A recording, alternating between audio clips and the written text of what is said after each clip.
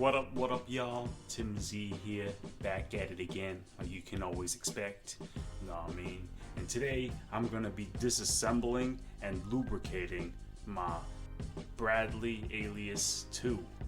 I've had this knife for a minute, you know what I mean? And it cannot flick out. As you can see, it's very stiff. I want to see if this can turn into a flipper or not, you know what I mean?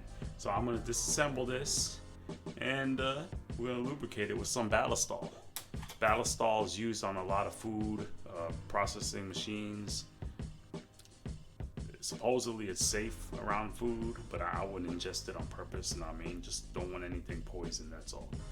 And this is much better value than KPL, Benchmade's Blue Lube, you know what I mean? Even better value than Sentry's Tuff Glide. This is 4 ounces. It's a lot.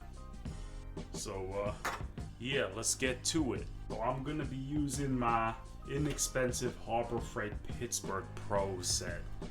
Torx, got Phillips, Hex, flatheads in there too, and a flexible extension. There's a lot of tools here, and this thing was like under $10. Can't go wrong with that. Tools don't need to be expensive for them to work, and this is Pittsburgh Pro, so lifetime warranty on their tools. It even says it on the back. They're not gonna ask questions. They don't even ask for receipts. So yeah, for these 2 screws, they're T6.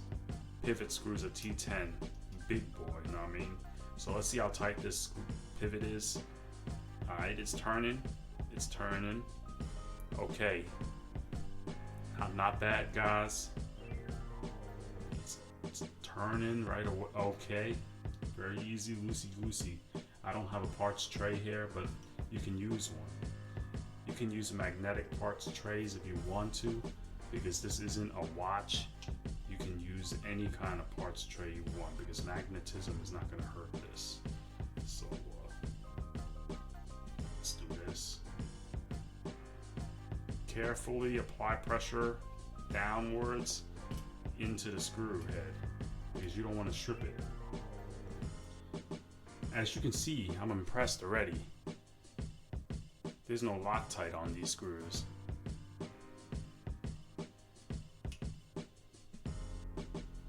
No Loctite is a beautiful thing for, you know, ease of disassembly and service.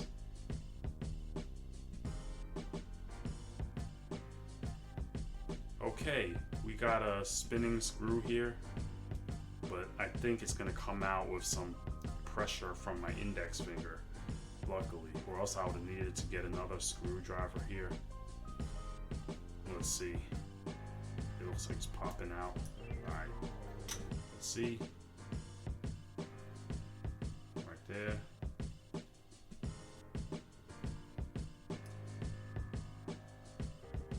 Got 2 screws still stuck into it. Okay, it's coming apart. I don't want to drop nothing here. There you go. The knife.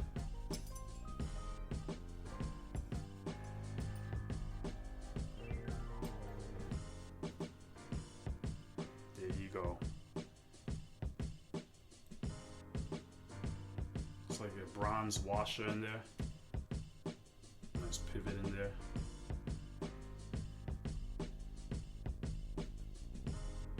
Yeah. So I'd have to remove this pocket clip to take out that. Since I'm already back here, I should go ahead and remove them.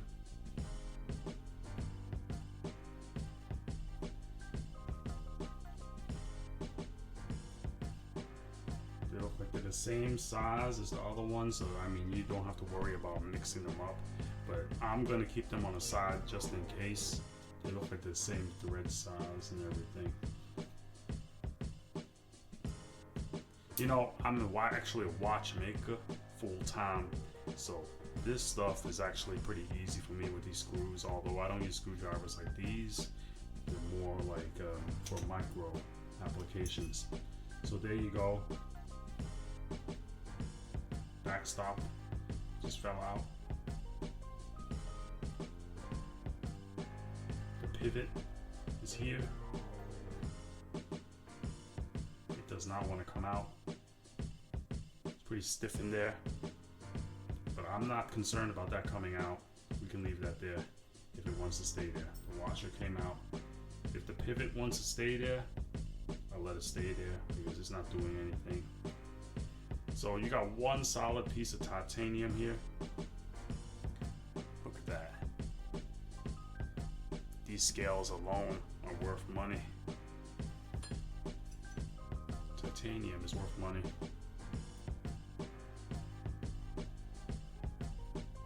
Pretty good looking scales. I mean, this was supposed to be a Benchmade, a Sebenza competitor. And I mean, they failed, but some people bought it instead of the Sebenza, but some people ended up with both.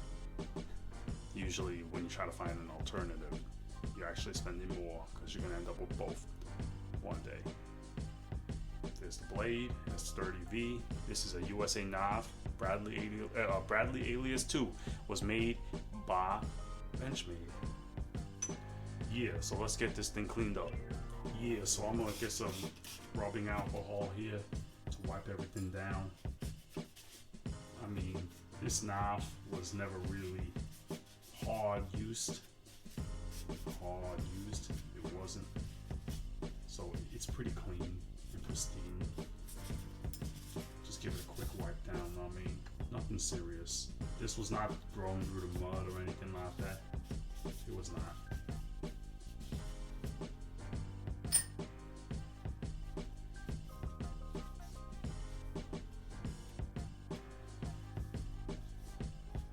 This blade might have been sharpened only like one time or two times. Okay, you see I'm wiping that down. It's getting clean over there. I'm not even sure if there was any lubrication on this knife before. It might not have been lubricated at all. Let's wipe down these little washers, since those are very important to a smooth action in a knife. These should probably be phosphoric bronze. Should be. Can't assume. I'm sure they are though.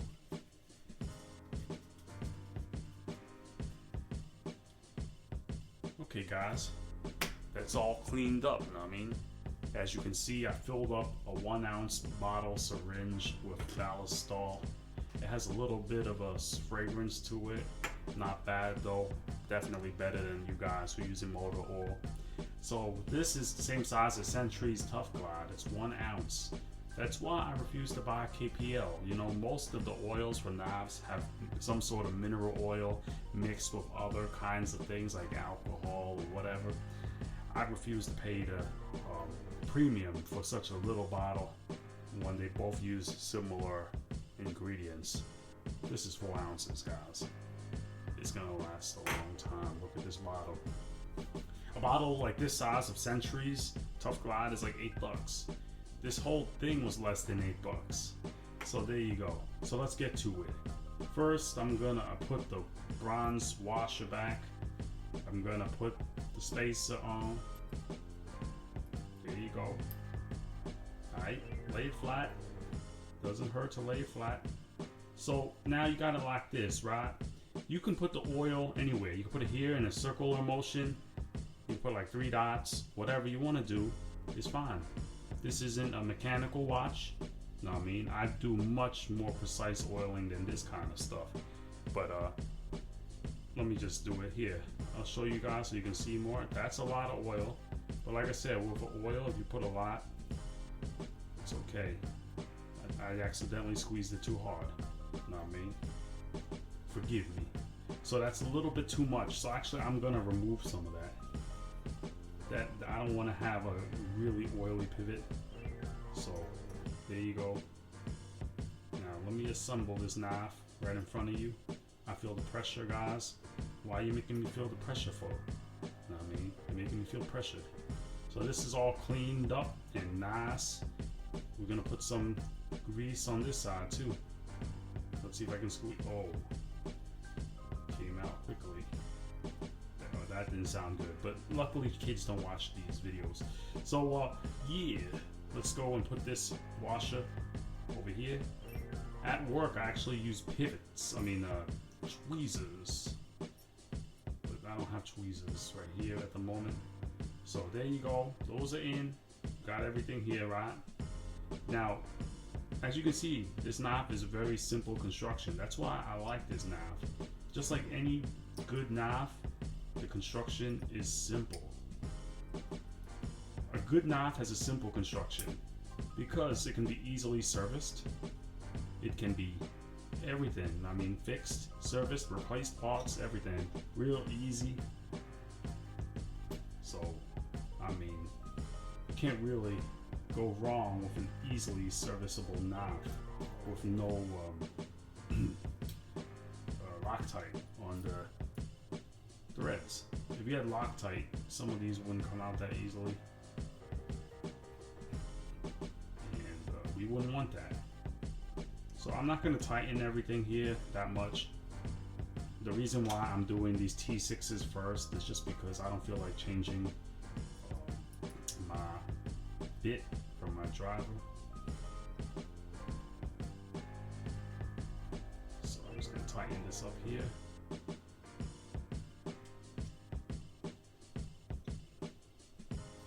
So everything is good there. So let's put this in now. T10 here, latest flat.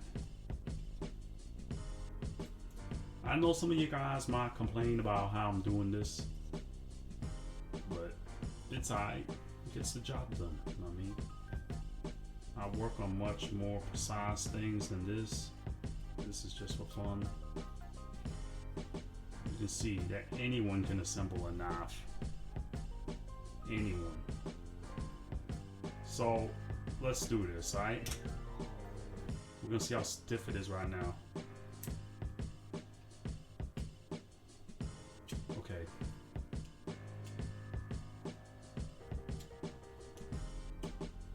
You can work it in a little bit, you know what I mean? I can tell you this is already way smoother than before. I don't know how the hell they sent it to me. So let's tighten it all the way. That's all the way. I can't even open it. So yeah, always do it like that first and then slowly loosen it. Okay, that's too tight still.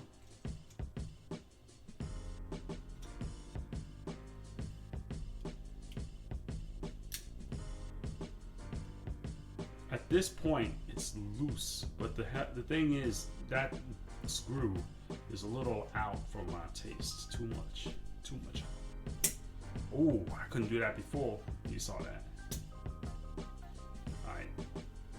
So now I want to make sure there's no blade play here. Oh, you saw that. You saw that. Okay, so there's no blade play up and down, side by side, and back and forth, none. Now I want to make sure the scales are tight too. So I want to see how much I can tighten this thing down. So I'm gonna put it like 3/4 of the way, and I'm gonna tighten it a little bit.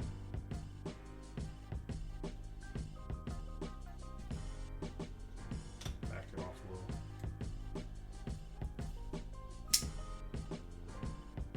Let's see if I can get away with making it a little tighter.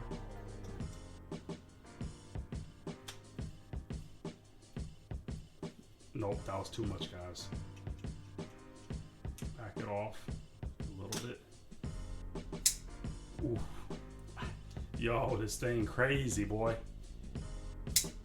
Oh, my knife was never like this. I had this thing for over 10 years. It never been this smooth in this life. I can't believe it, guys. Came out of the factory like crap. Alright, so that's good. We're gonna leave that the way it is.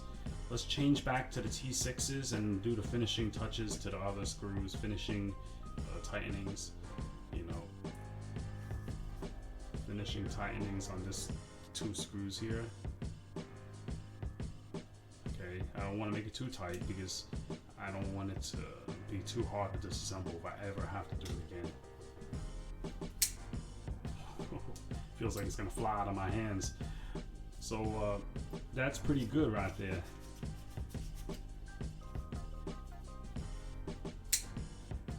As you can see, this pocket clip used to be a tip down carry. I'm gonna change it to tip up now. This was one of my first high-end knives, you know what I mean?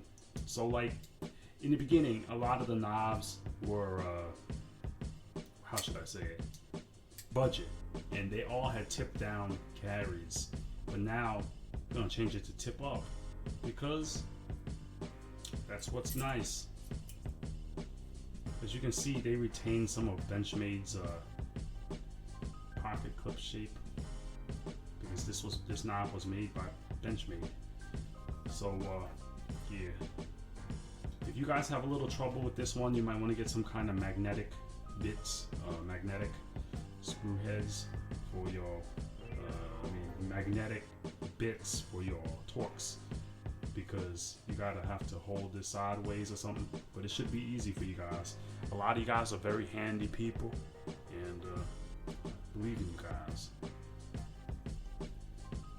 There you go.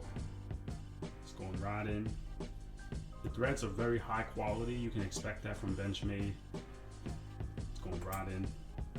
I'm not tightening anything until all three are in to get proper fitment. Make sure it's not crooked. Make sure the screws match the holes good.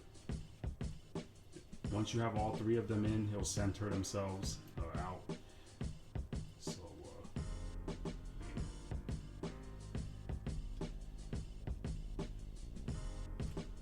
oof. I didn't tighten that good enough, but you know, it's fine, it's fine. Really good tool for such an inexpensive price, honestly. With a lifetime warranty, can't really go wrong. I mean, if you break a bit, you can just go back and get another set. I'm not picky. Okay, that's good enough. So let's see, moment of truth. Pocket clip change to the other side. Boy, I should have did this thing 10 years ago. It is so smooth.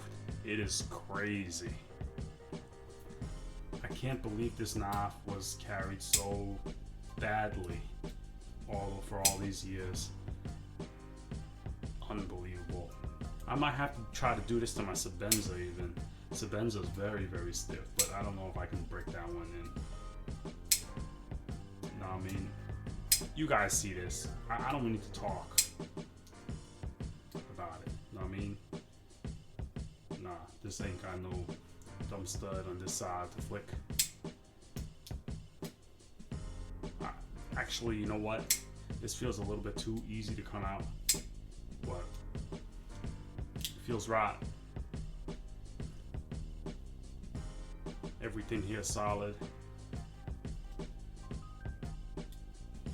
It feels great. I might apply a little bit of oil right here. I'm going to actually for the titanium, because this one has titanium rubbing on steel and I don't want it to wear too easily. So I'll spread a little bit of oil over here. Not too much, just a little bit of oil right there where the lock is going to meet.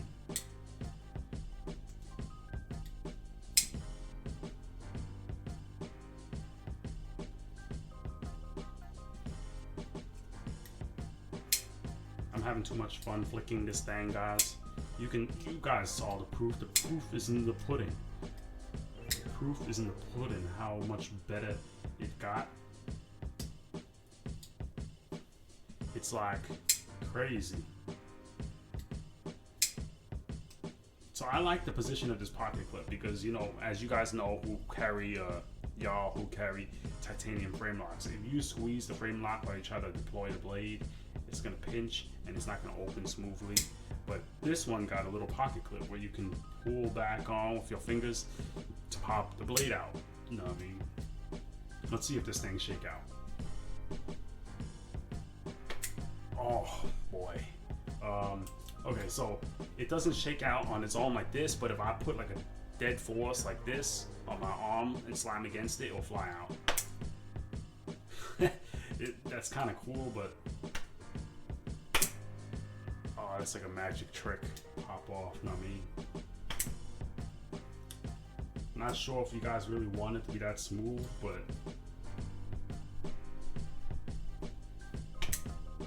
it's fine.